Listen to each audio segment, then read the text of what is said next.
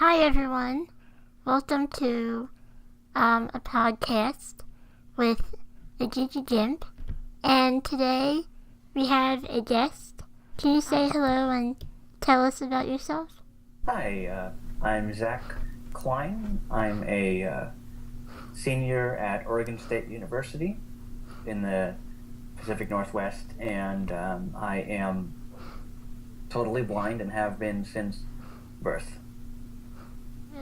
What are some of your hobbies, and what do you like to do, and what are you studying? I'm studying human development and family science. Oh, nice. Which is basically social work with a different name. Yeah.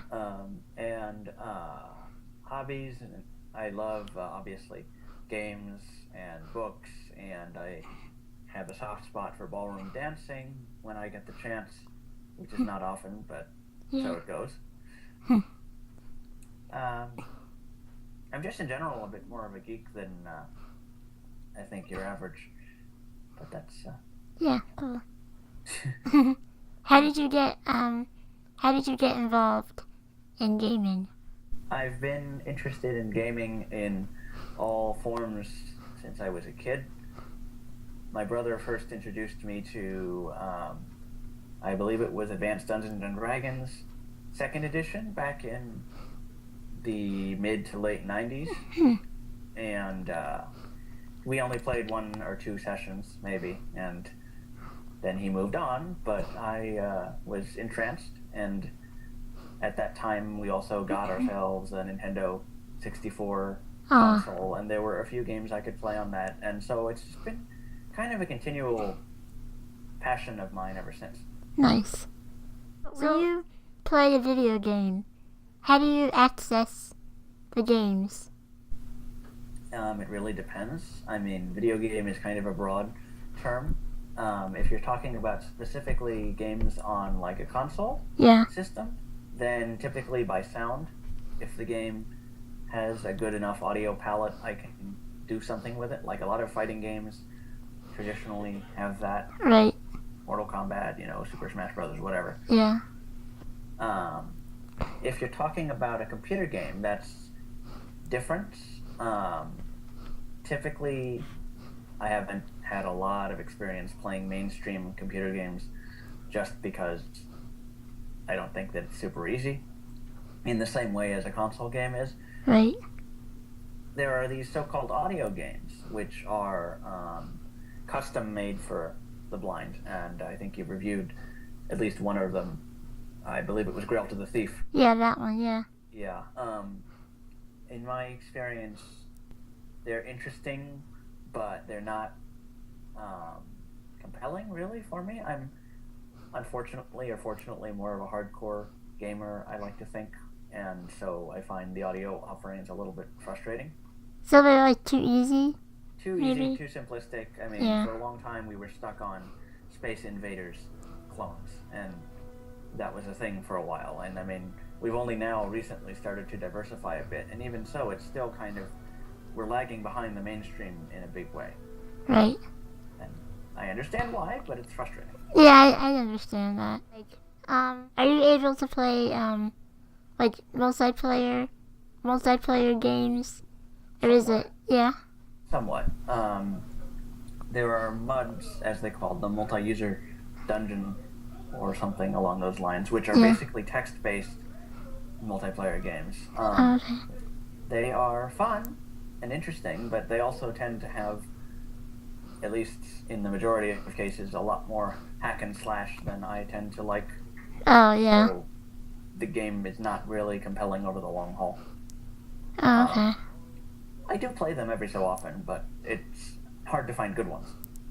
Right. And even the most successful of those doesn't have nearly the, player count of, say, WoW. Right. So there's not always someone to play with? Right. Right, yeah. Yeah. That's, So it goes. Yeah. So what games do you like to play? What are you into now? One of the oddest and most interesting gaming opportunities that came up fairly recently was Apple iOS. the iPhone and iPod and like that have a great built-in screen reader program. Yeah. And that enables, among other things, access to many different games. A couple favorites of mine. One is a mainstream title called King of Dragon Pass, which is accessible on iOS. Right. Very hardcore, not complicated necessarily, but definitely deep strategy game. And I've been playing that and testing that and generally in love with it for several years. Yeah.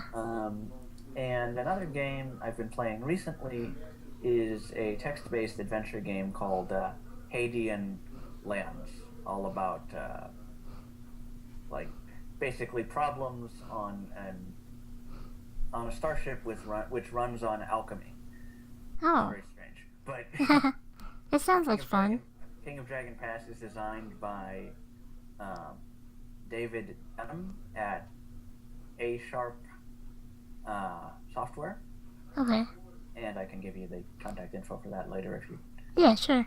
And King of Dragon Pass is written by a guy named Andrew Plotkin, who has written tons of other text-based interactive fiction over the years. Awesome.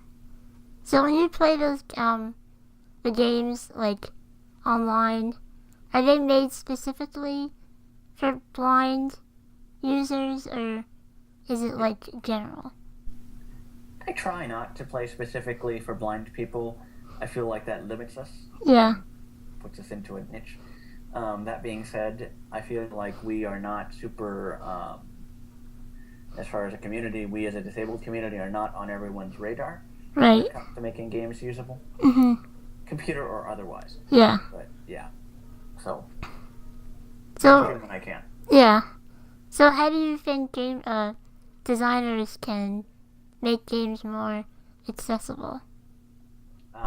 If they pay attention to us and consult us and use sound intelligently, yeah, that's a big step, I think.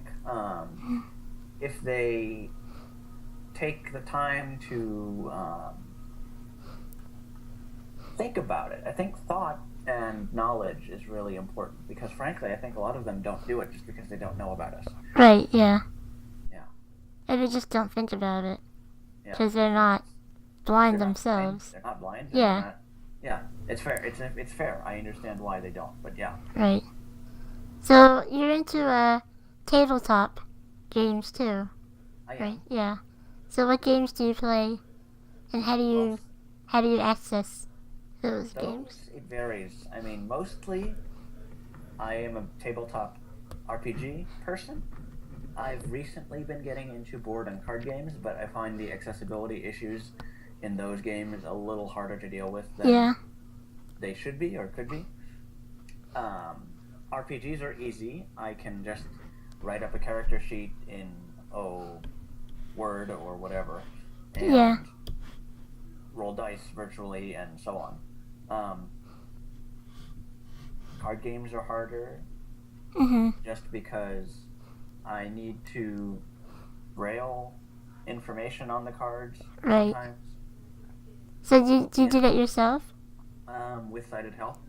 I've only managed to do it for one or two games, mostly just because of time. And I mean, I know of some people who pay help in order to braille games that they're passionate about, but haven't gotten to that point yet. Right.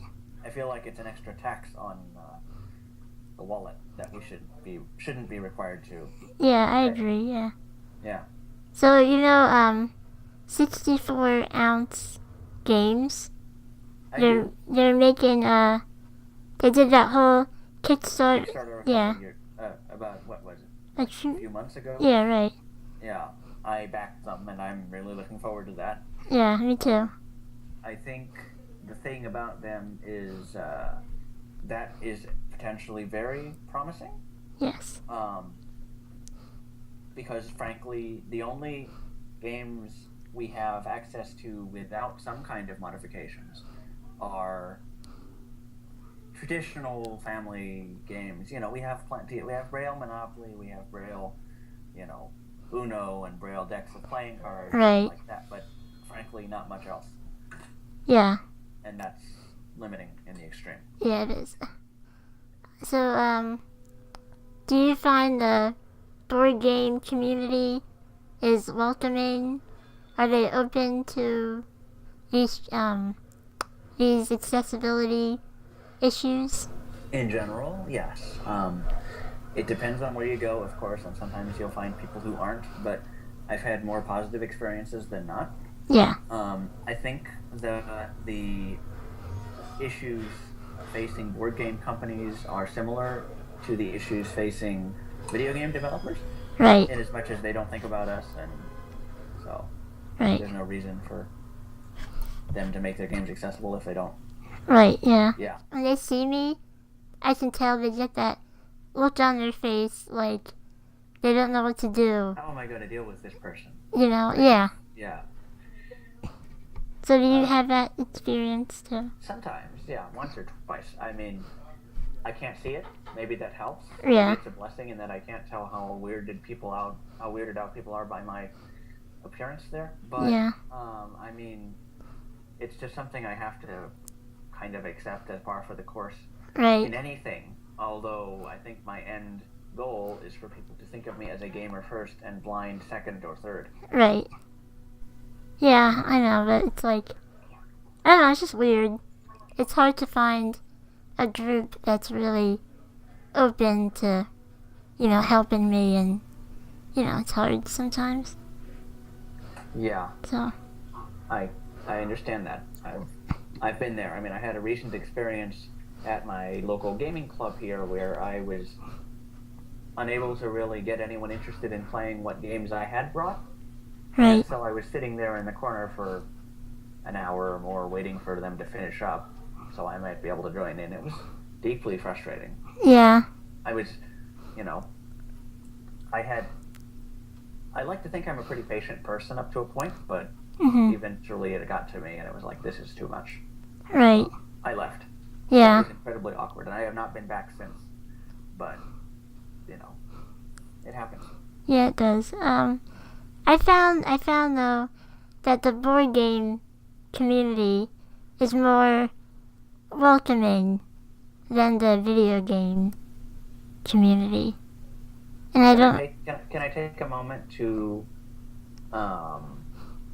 put in a,